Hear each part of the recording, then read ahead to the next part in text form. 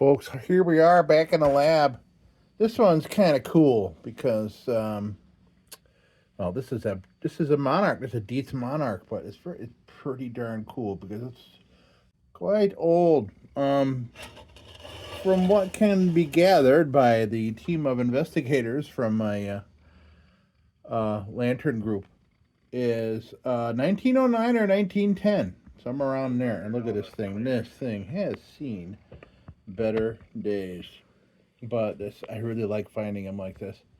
I would like to find ones that are maybe kind of important like this one. You know what I mean? I don't know. There's a couple of interesting things about this. Um, one thing is that the patent dates are out of order. And from what I have been told by people in the group is that Dietz had sometimes put the patent dates out of order to indicate a date that was before they started putting born on dates on things. So yeah, here it is, a monarch with a small brass cap on it, which, by the way, turns. It's the only thing I've turned on this thing. I haven't tried opening this up or anything because I wanted to leave all this to question, because I wanted to learn with you as we take this apart and look at it. So I'm excited. I was going to put this off, but you know what? I really want to dig in and see what the deal is with this and see what we got here. This is obviously not a hot blast globe. It's a very nice, tall, cold blast globe, but it's unmarked. But I need one because I accidentally last week, a whole shelf full of these size globes fell and they all smashed. Well, except for one, and it's got a big old crack all the way down the middle, and I've just saved it for, displaying something on a shelf. I could kind of hide the crack in the back.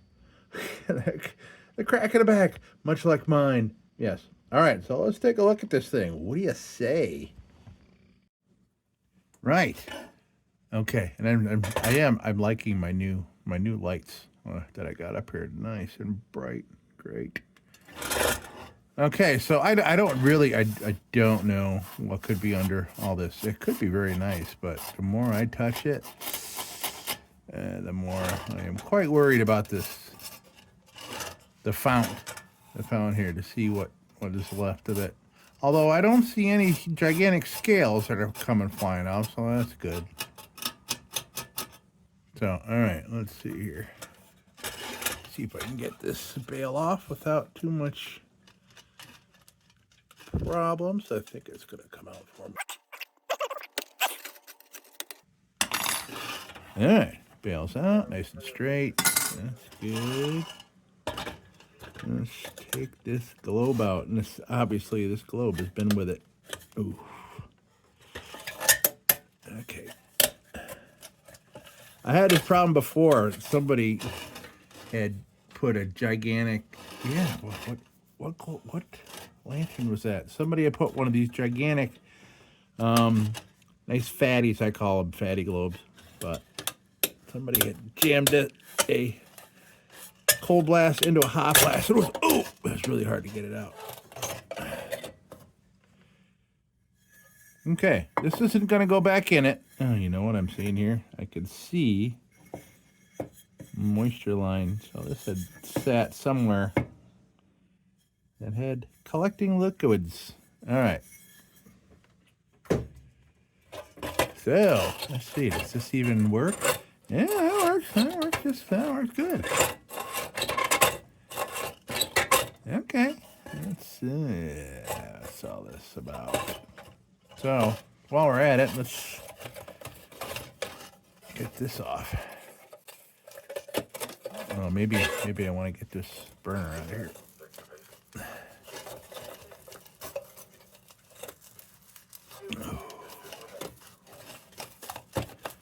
All right. Well, I'm hearing crunching, so that means that's good. We're not completely froze up there. Let's see what we got.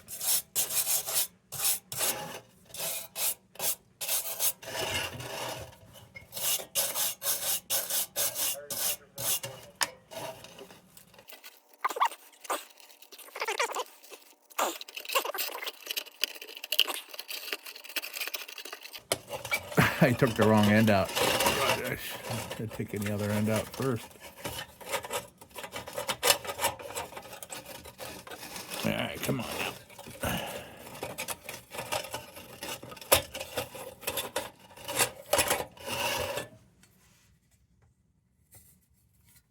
Well, all right. That's not too bad. Not too bad. I mean, I have seen worse, and I have been very happy with worse. Okay, good. Excellent. All right, what's going on here?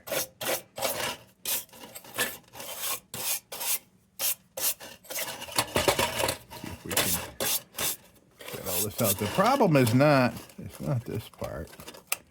It's that burner. Yeah, this just kind of wants to stay. Nope. Oh man, it is so close. I may want to bring these up just a tad bit.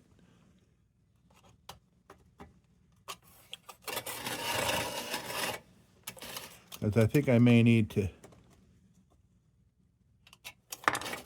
a little assistance freeing this up so we can get at that burner. Yeah, like that. Okay, good.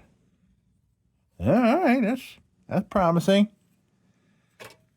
And this is not bad. And I'll show you a monarch that I just worked on. I just got done with it a couple days ago. This here, yeah, a little bit of a contrast here, yeah. So this is a 1945, and it looks almost flawless top to bottom, doesn't it?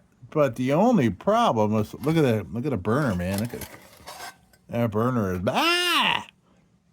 crazy. That's the only bad spot. But this is a 1945. Oh, you can see in there too, the burner plate, crusty. So this is a 1945. So that was wartime. This was made in March of 45. That was wartime, and oh man, and they had to use inferior metals. It was wartime, so they needed metal for the war. All right, so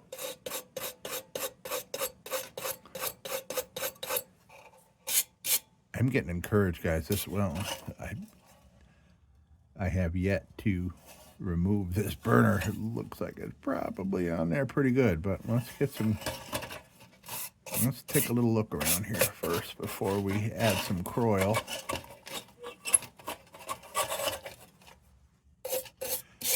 But it looks like the burner is probably gonna clean up pretty nice. Yeah, good, yeah, good. It's got Dietz there on the bayonet.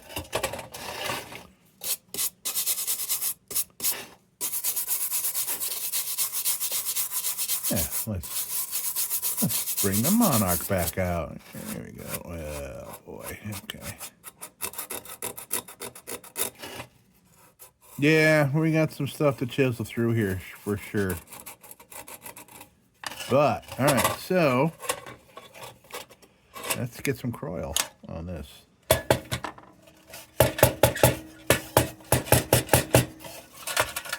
Oh, my. Wow. So that was all down in the air tube area here.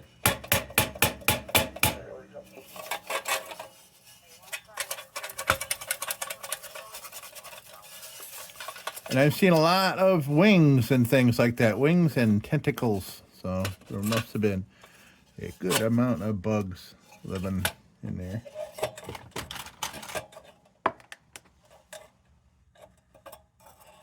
Yeah, it's cobwebs in there. Probably start a fire up in there and clean all that out. But we'll figure out something. Bottom's not looking bad at all.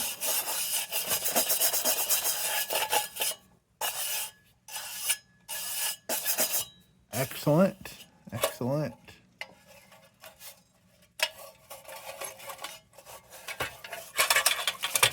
Okay. Now, let me clean up this board and we will throw some croil on this thing.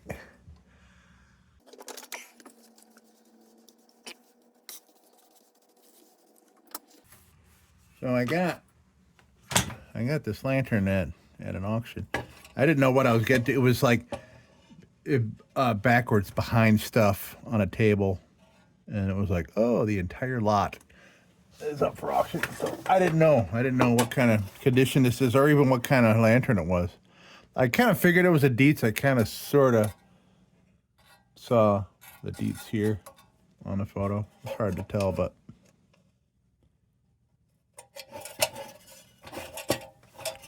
So yeah, I didn't know what I was getting, and I'm looking at it. I'm like, oh, great, another monarch. That's, you know, monarchs are gorgeous. Don't get me wrong, monarchs are gorgeous, and so, you know, little wizards also. I mean, there's a million of them, both types out there, but there's a million amount out there because they're beautiful and people think they're cool and they work really well. Just because popular doesn't make them uncool. They're cool. Okay, I get to take a little peek at the inside of this tank. Yeah, okay, great. Nice little brass filler cap. Excellent.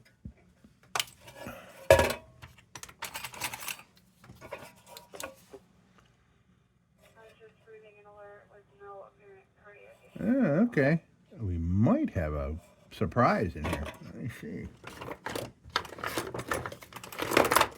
This could be the one that's here, and we might have another one that might have fallen down inside. Oops, I had it. Oh yeah, spare. Look at that.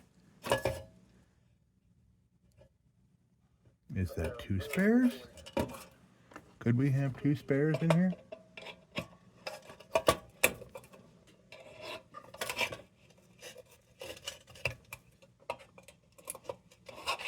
Oh, looks like this one might be connected. Yeah, looks like this one's connected. It's a long one, though. Cool. Look at that. Nice shape.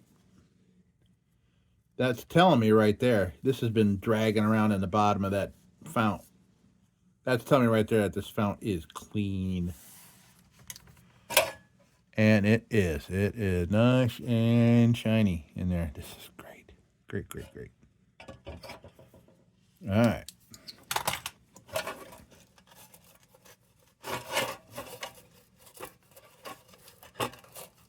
So we're gonna. I'm very impatient with stuff like this, but maybe with this one, I may want to take my time just because.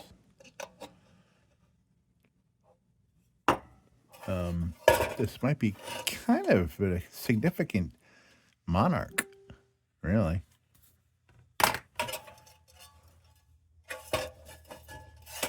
It's really very clean. And I look at it. I may just while I'm letting that do its thing, I really want to see what the bench grinder will do with some of this.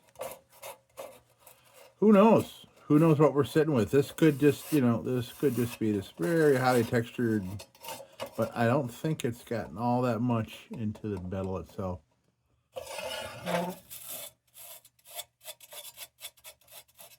All right. So let's look.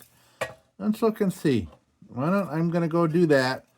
And so I'll get the tank here, and I'll probably get the outside of the tubes here. Got some of that, and I'll take up wherever it'll let me add it. And as I've said this before, folks, I have no worries about putting this, very cool lantern. I don't mind putting anything on the bench grinder because it's so mellow. It all has to do with how long you're holding it under the wheel and how much pressure.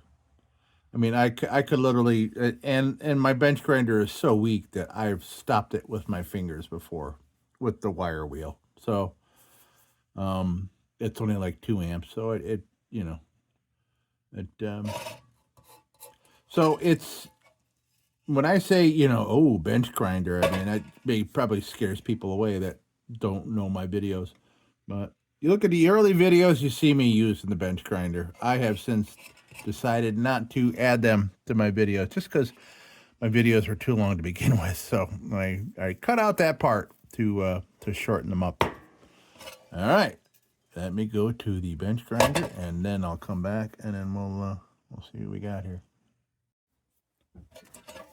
Well, I got to tell you, folks, I am really, really encouraged with the way this is looking. I mean, look at the bottom. Look at that. And I'll tell you what's really encouraging, no holes. I have encountered no holes yet. Usually that bench grinder reveals them all to me. And I think this is solid. This is going to be solid. I mean, what a transformation already.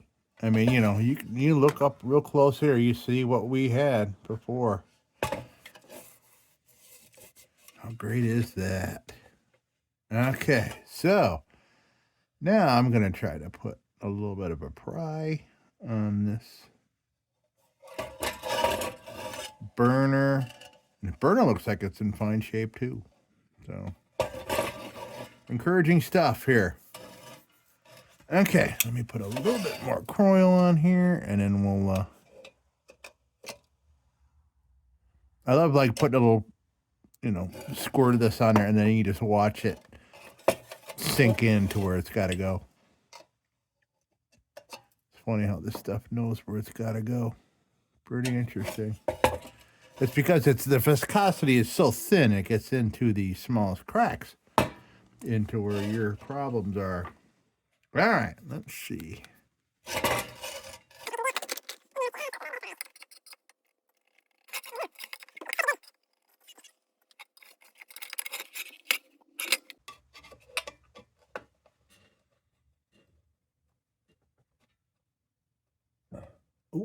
Oh, yeah, we got it. We got it.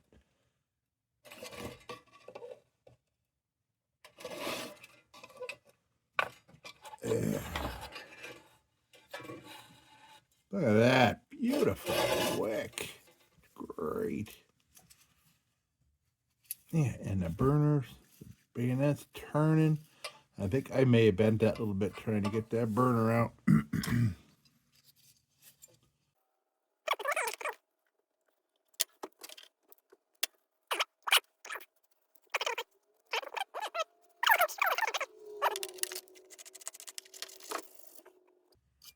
Cool. Okay, so let's see what is going on here. You know, like I said, inside of the tank looks beautiful. I may go back. You know what I'm going to do? I'm going to go back over to the grinder here and just get a little bit of stuff. I couldn't do anything here because, well,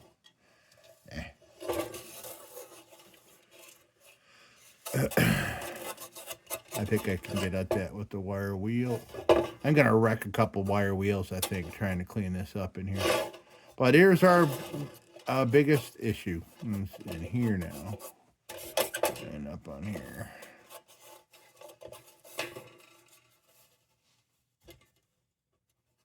All right, hold on. I'll be right back. Okay, so when I got this cleaned up a little bit. We don't need the coil anymore. And got a little more. Got almost. And I remember I just said about the grinding wheel finding a hole. It did. It found a hole right there in the Z of Dietz. Not surprising because the concentration of the worst rust is right up in here. I get it. We'll put a drop of solder on there or something. That's not a problem. All right, so let me get a wire wheel, and we're going to start working on some of these little corners and things. What do you say? Okay, let's say what you say. So let me take a look at the junk I got here and see if there's anything with enough meat on it.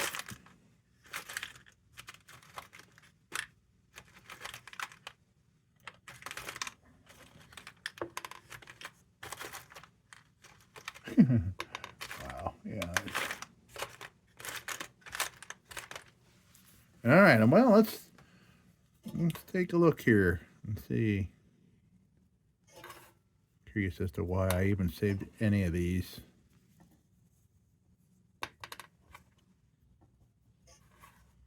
I don't know why I saved any of these. I think these two here have a little potential to do something. These, no. They're all lopsided. Okay.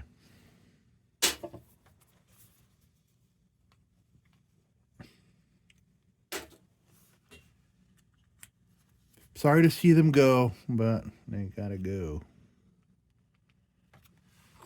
Okay, let's play. What do you say, folks?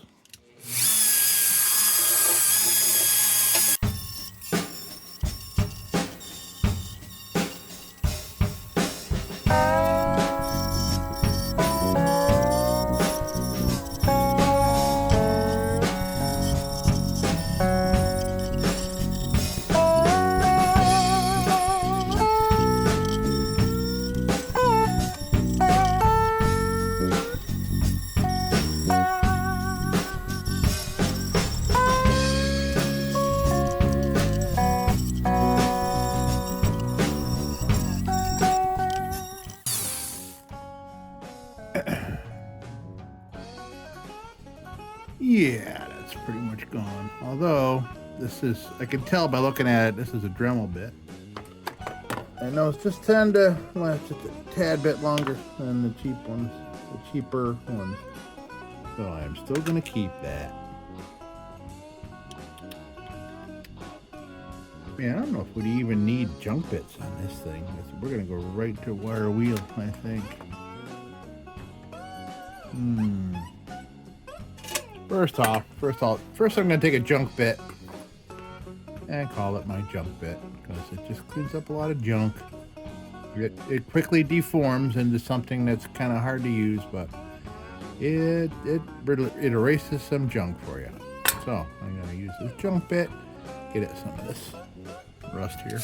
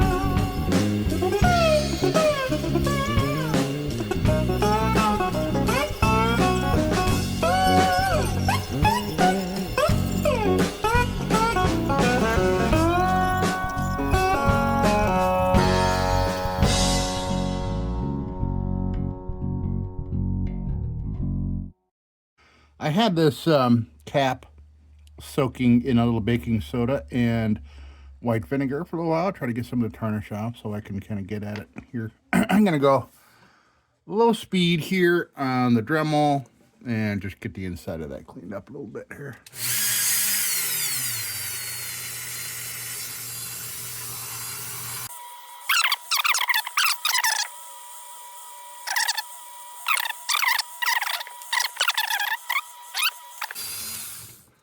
All right, so that got, it can't get in those corners because of the shape of the polishing wheel, but I think with these remnants of polish, I can do it with this Q-tip. Yes, and it's working just fine.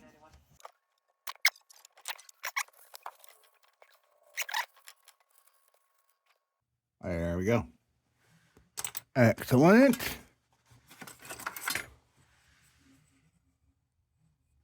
Boy, I could use this on the other monarch I just finished up, because the other monarch, this was all rotted out.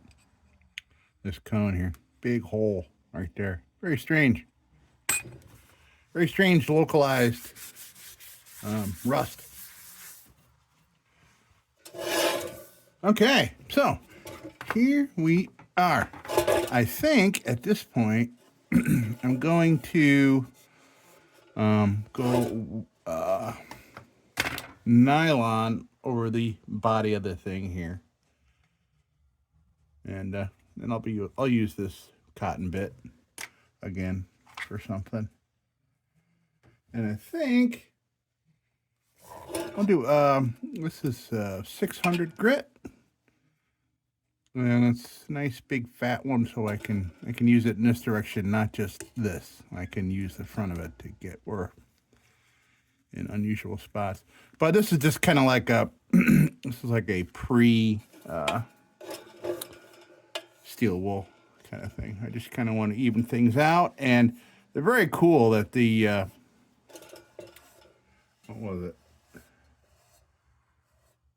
The 320 grit still brought some shine out of this very compromised metal here. And we still, and with all that, and all on the bench grind and everything, no holes except for this one hole right here. And I'm gonna try it with a soldering iron, just for kicks. Let's see if I can locally put a little tiny dab there. And I do want to fix these little latches up. I'm probably going to try with the soldering iron on those, but I don't think. I think I think all the heat's going to heat sink away before I can get. I mean, I think it's only a 60 watt I have, so I don't know what's going to happen. But you know, again, this is you know, an experiment to see if that's going to work, and I'll do it with you here. All right, so let's continue.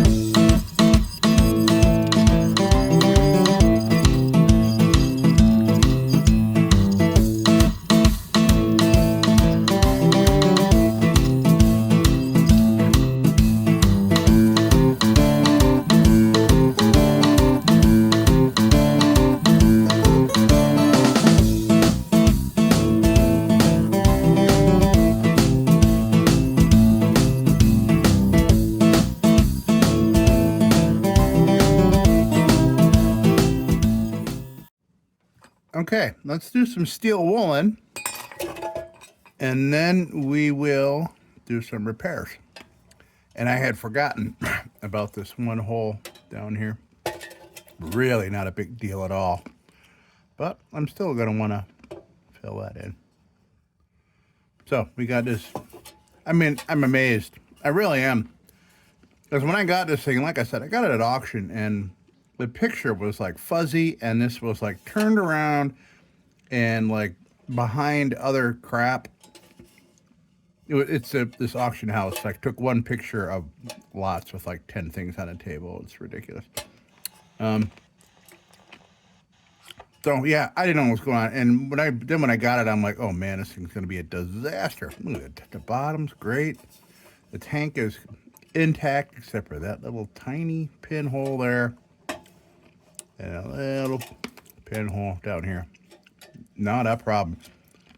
And you know, that really wouldn't affect anything, leaving them there. Because you're not gonna, you know, unless you're running around and kerosene will, you know, come out there. It's, that hole's like even with the top of the spout. And you never fill it that full anyway, nowhere near that full. And this is just an air tube, so not a big deal. Still gonna get hot air going around. Okay. Sorry, I'm eating a Lifesaver, which is my dessert from my soup. Okay, let's do some steel woolen, and then we'll do some repairing. All right.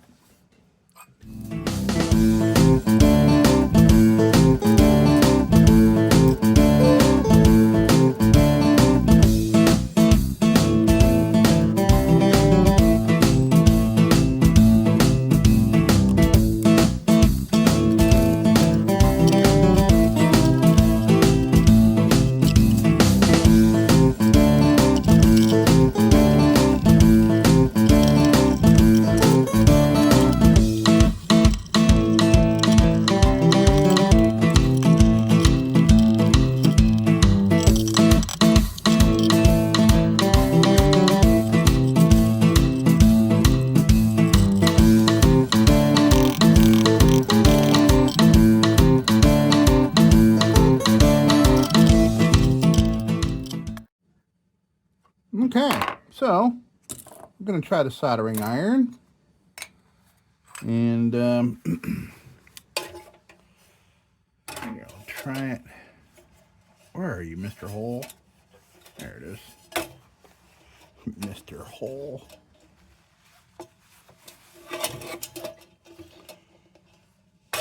So I want to kind of prop this up enough so I am kind of even with the...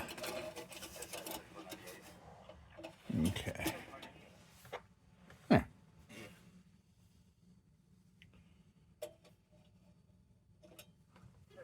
Just gonna take wire bit here and just kind of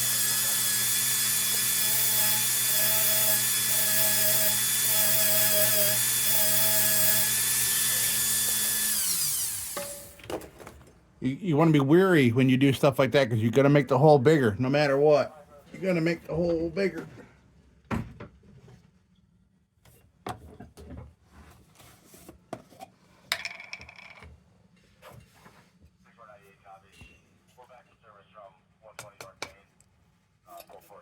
Clean it up a little bit. We'll see. We'll see if I can get solder to stick on the outside here, you know, without just kind of falling in.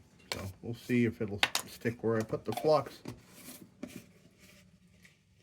So that'd be great. If, you know, I mean, I've done, you know, over 100 lanterns. Now, of course, I didn't repair solder on all of them. Definitely not. But, okay. We are nice and hot. Hot, hot, hot. And I got this found this in a box. This is 60/40, and this is what I use for lanterns. I mean, that's what I got here. Well, this is from Radio Shack. And I say that because, I mean, maybe where you live, or you're seeing this, you still have Radio Shacks here, but my Radio Shack here closed about 15 years ago. And believe it or not, the sign is still on front of the empty building after all this time. So that kind of tells me Radio Shack maybe still owns the papers on it. I don't know. Okay, so maybe we'll use that, I don't know, just to use it up.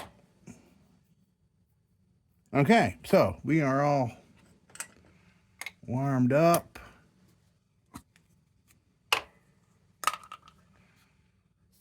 Melt a little bit of flux here.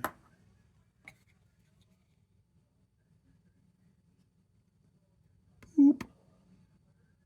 There, that's all I want. Just because you only want to put flux where you want the solder to go. All right, so I'm going to double up on my glasses to make sure I see everything good here.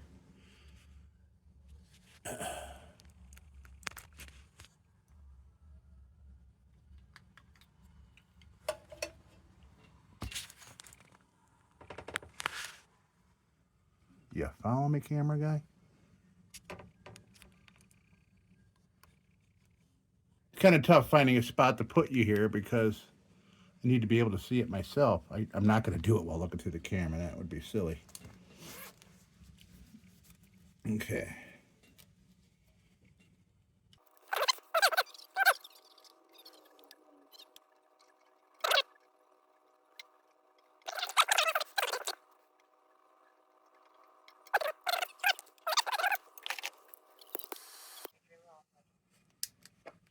Yeah, I must not have it clean enough. Okay, I may need to.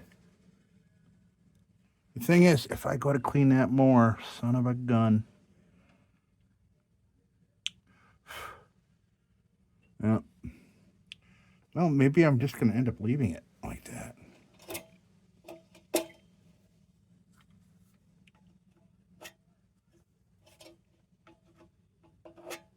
I mean, it's so minuscule. I mean, it really is.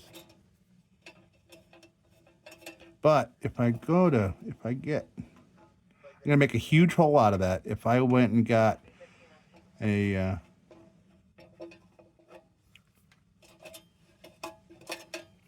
if I put a hard stone bit on here to kind of grind that down so I had something for solder to adhere to, then it would make the hole gigantic. Ooh, what's happening there? Wait a minute.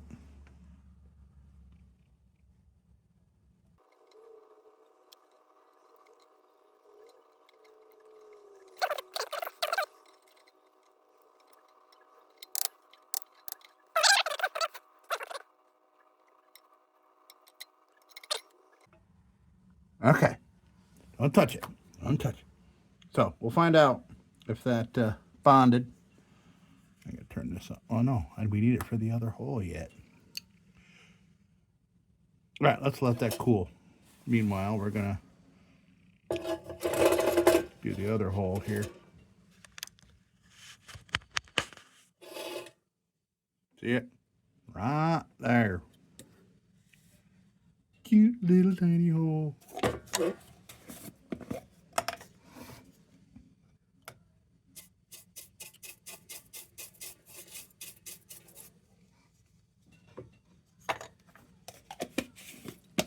Like I said, you're kind of at a crossroads. At least, well, I'm at a crossroads. So, if I went at that with, say, a stone bit like that, to make it so the solder will stick, it'll turn that into a giant hole. I don't want it to get any bigger than it is.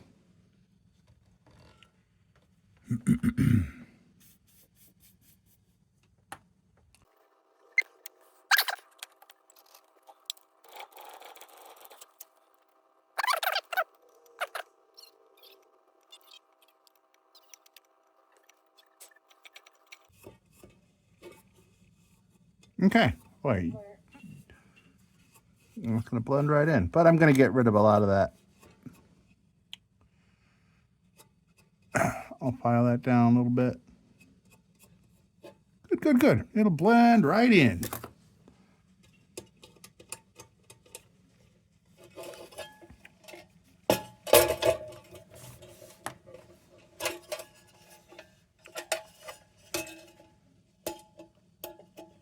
Okay, great.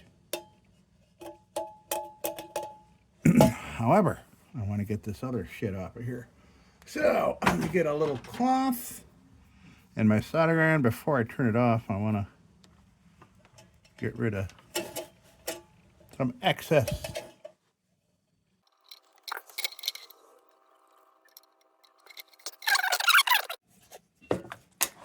Okay, so let's, oh, jeepers. Let's get this flux off of here. We'll get the flux out of here, folks. There's a t-shirt idea. A t-shirt made, you know, you put like a picture or a drawing of like a soldering iron, you know, on the shirt. And then you just put, get the flux out of here on the back. I'm a marketing genius.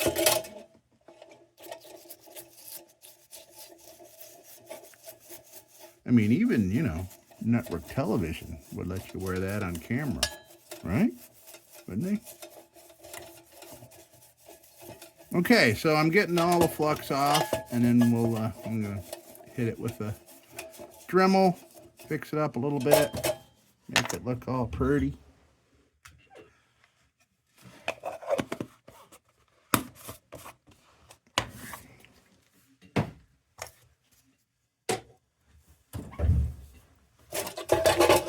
Right.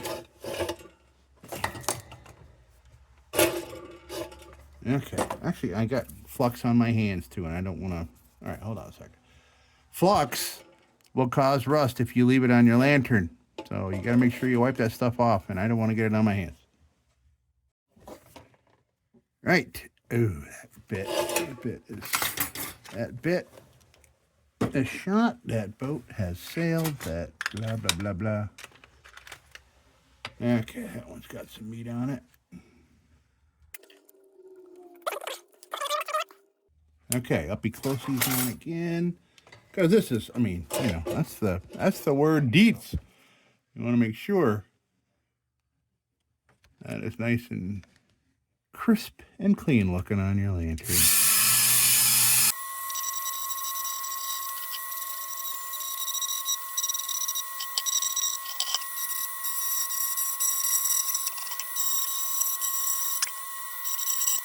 It fell in. I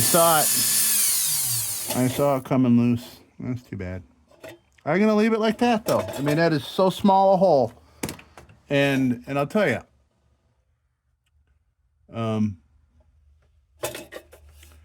you know, like people like me and people looking to, you know, purchase a used lantern that had some issues and things like that. Oh, I completely forgot what my point was for that. Oh, yeah. So, when you get a lantern that was as bad as this was, and then you return it to a state like this, it's done doing its rusting. It's done with all this. So it's not like, oh no, that hole has started. It's going to keep getting worse. It's not. Unless, of course, I or whoever in the future becomes an owner of this decide to hang it out in a porch or in a barn or outside or just somewhere in environment that exposed paintless metal like this, exposed to the elements, and just even humid days will cause rust. And here in Western New York, summers are very humid. So I'm not worried that that's going to get bigger and make things bad, because it's not gonna. It's not going to get any bigger. Not in my possession. It's not. So it's not bothering me. So that I want to do just because, I mean, you know, it does. There is fuel in there. So, okay. There's still a little bit of stuff here I want to...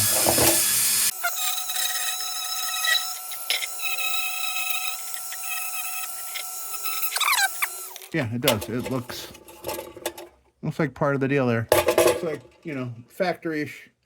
Okay, cool.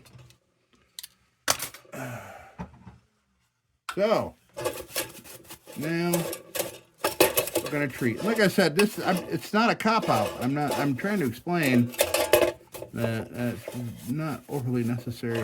It's not It's really a hole that small in your tube is just not gonna make an issue. We're gonna wash off this flux again because the flux that went inside that hole had come out and got in the way here. That flux like to travel up seams, which is good because that's what it's supposed to do, because you're usually soldering seams up.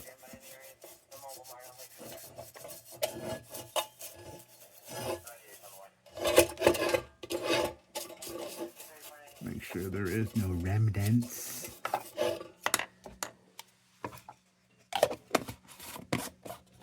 Now,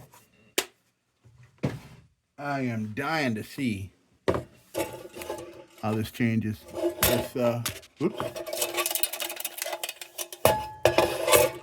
how this changes with treatment on it. I am excited for that. So, let's do that. That's treat, folks.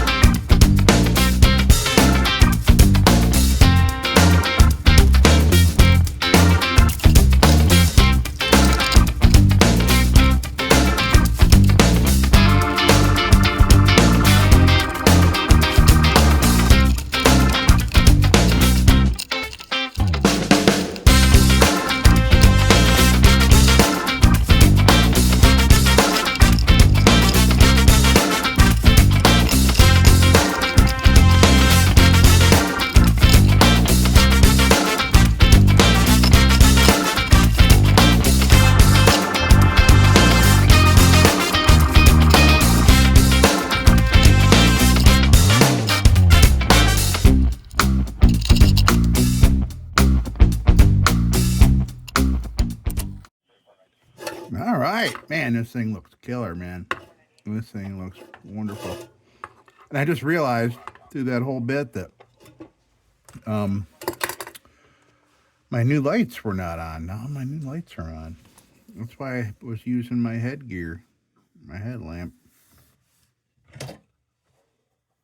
Okay, so let's reload this with this wonderful wick that was in it. And I even have a second one that was in it, and that will go in with my other vintage wicks to use in a further project. Nice. Nice long wick. This will last forever. Okay, so let's get this bad boy on there first. And by the way, I decided while I was treating that these really don't need resoldering. They're just kind of, they're not, it's not hindering its progress. And I think they're fine. Those are hooked in there real nice. Not necessary. If it's not necessary, not gonna do it. Not gonna do it.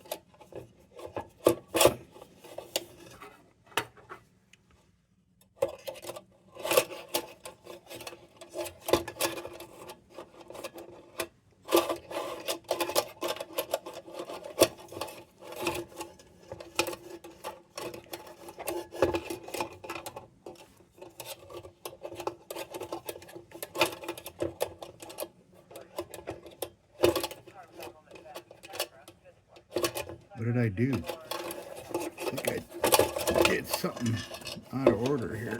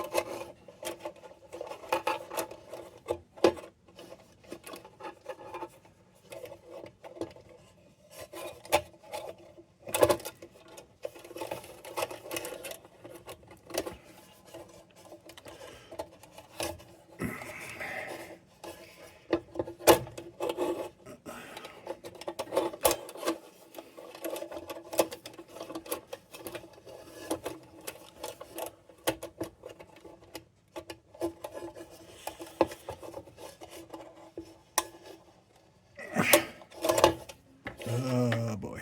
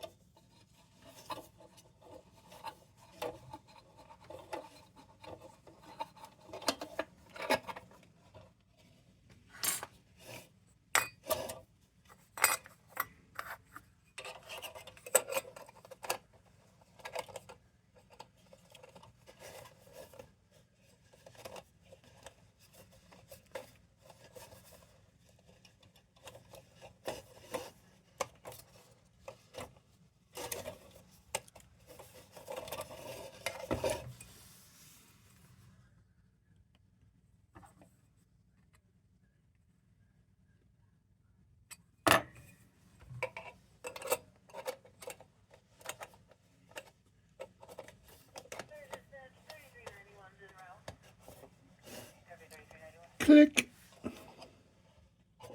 Very nice.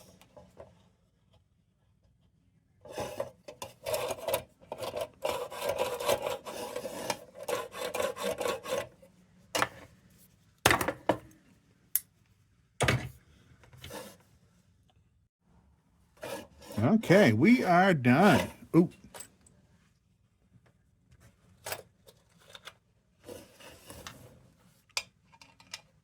The feather in the cap.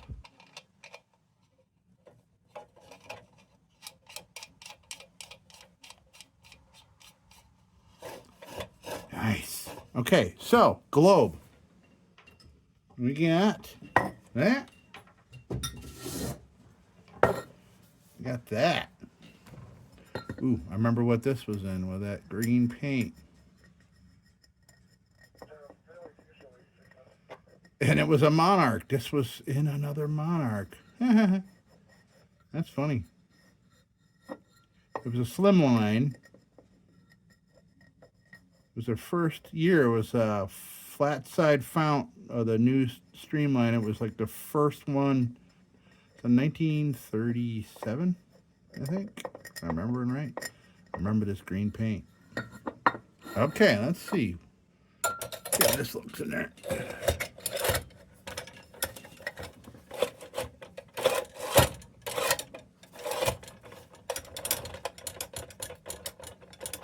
Well, it's a little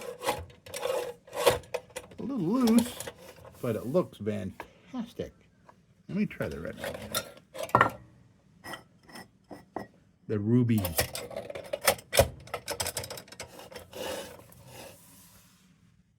Nah, it's cool. Don't like it as much. Not the right feel for a ruby. But that's interesting about that. But I do know that this was widened out very much for that that cold blast globe that was in it. Close that up a little bit. That's over here.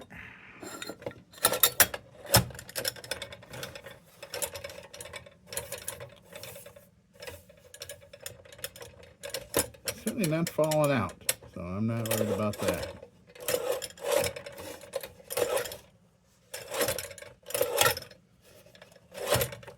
I'm thinking that thing had that huge globe in here for so long. It's just everything kind of stretched out a little bit. All right, look at that.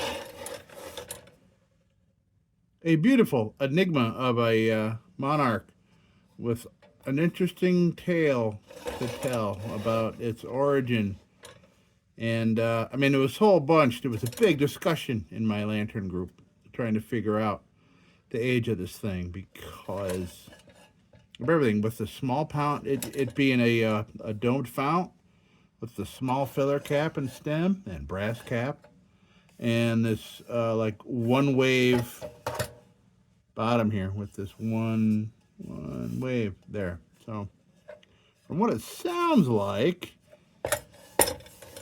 between 1909 and 1910. So this has characteristics from, this is what I'm surmising from what the gentlemen were telling me. That this has characteristics of a 1910, but may have the part from a 1909 bottom, like maybe leftovers or something like that. So maybe this was like first run of the 1910, and they used up other bottoms. So that's what they're thinking. And it also has these very strange oddities about the dates, the patent dates being out of order. And from what legend says, is that the Syracuse branch of Dietz used to mix up their patent dates, make them out of order in order to actually show a manufacturer date, which they didn't start doing until like what, the early 20s, something like that. They didn't start adding the born on dates. So look at this. This is great. Let's go take a look at it here.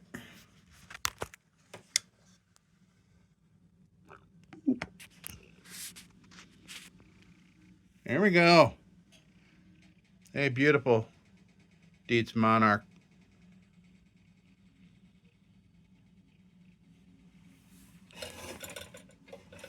Yeah, you really do not see, like, you know, the domed fount stuff with the small filler cap. That's pretty cool.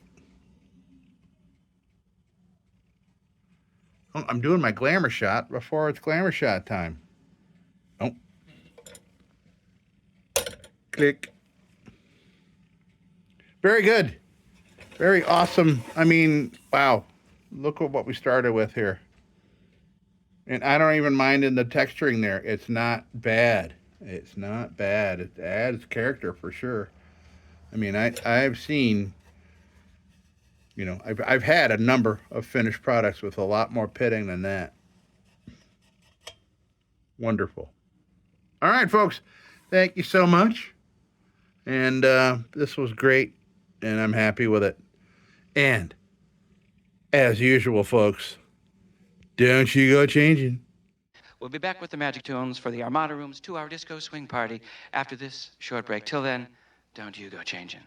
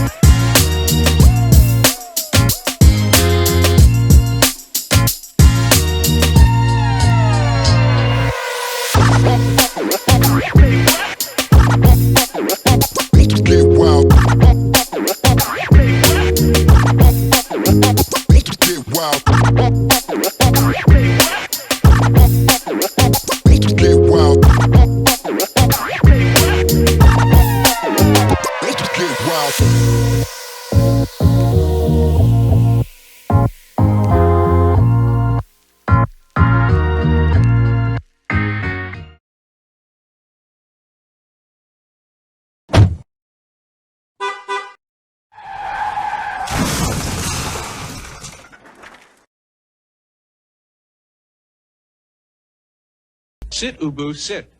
Good dog.